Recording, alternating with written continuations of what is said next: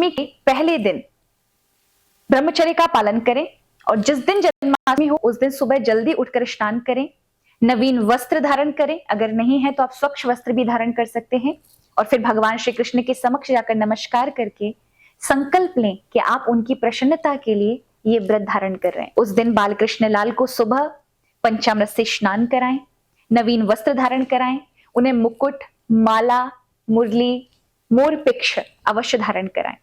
आप तुलसी दल अवश्य भेंट करें भगवान को, सुगंधित पुष्प भगवान को चढ़ाएं, चंपा, चमेली, गुलाब, कमल भगवान को बहुत प्रिय है। आप गुलाब की माला, मोंगरे की माला अवश्य चढ़ा सकते हैं।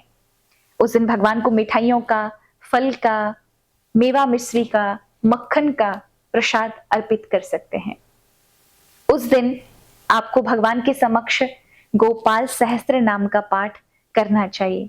कहा जाता है जिनके कोई संतान नहीं है, यदि वो गोपाल सहस्त्र नाम का पाठ इस दिन करते हैं और घी का दीपक जलाकर करेंगे तो उन्हें भगवान श्री कृष्ण पुत्र की प्राप्ति कराते हैं, यानी संतान की भी प्राप्ति होती है। आप इस दिन भगवान का इस मंत्र का जाप कर सकते हैं, ओम नमो भगवते वासुदेवाय नमः। घी के दीपक से आप आरती उतारें। अगर आपको प्रभु ने सामर्थ्यवान बनाया है तो इस दिन आप घी का दीपक अवश्य जलाएं और वो अखंड जलते रहना चाहिए, यानी पूरे 24 घंटे तक। तो ये आपकी समृद्धि को अवश्य बढ़ाएगा।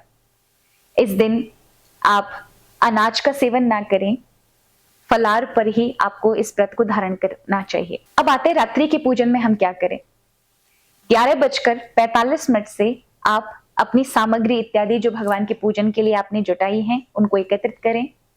आप 11:55 पर छोटे से बाल कृष्ण का जो रूप है उनको कोई खीरे का या फिर पपीते का कोई फल लेकर के उसमें थोड़ा सा हिस्सा काट के जिसमें आपके बाल कृष्ण लाल अंदर जा सकें, क्योंकि उसी को हम देवकी माता का गर्व मानते हैं।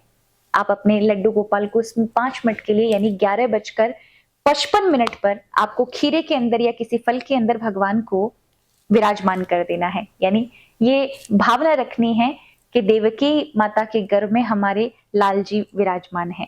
और ठीक 12 बजते ही घंटे घड़ियाल के साथ प्रभु को निकालें, फिर से पंचामृत का स्नान कराएं, गंगा जल से स्नान कराएं, नवीन वस्त्र धारण कराएं, चंदन लगाएं, श्रृंगार करें और उनकी आरती उतारें, सुंदर पुष्प माला चढ़ाएं, भगवान को प्रसाद लगाएं, कुछ भजन इत्यादि भी गा सकते हैं, कुछ श्लोक स्तुतियां भी प्रभु को अर्पित कर सकते हैं और फिर आप जाकर के चंद्र भगवान को अर्घ्य दें और फिर आकर प्रसाद का वितरण करें, खुद भी पारण करें। इस प्रकार से यदि आप इस व्रत का पालन करते हैं, इन नियमों को धारण करते हैं, तो भगवान कृष्ण की कृपा उस व्यक्ति पर अवश्य होती है।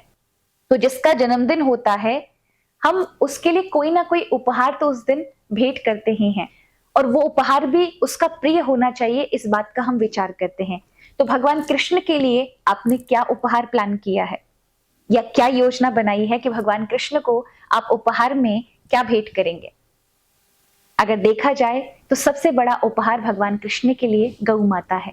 तो अपनी नजदीकी आसपास की गौशाला में जाकर के किसी गौ माता को गोद लेकर किसी एक गौ माता की और एक बछड़े की जान को अवश्य बचाएं। हो सके तो आप अपने आसपास की गौशाला में जाकर के गौ माता को कुछ भोजन इत्यादि की प्रसादी की व्यवस्था कराएं, यानी उन्हें चारा, भूसा, दलिया इत्यादि की सेवा दें। अगर आपके घर में कोई गाय है तो उस दिन उनकी सेवा करें, उन्हें स्नान कराएं। सुंदर आप जो भी चारा, भूसा इत्यादि या जो भी सामग्री बना करके कच्ची इत्यादि दे सकते हैं, आप अवश्य उन्हें फल इत्यादि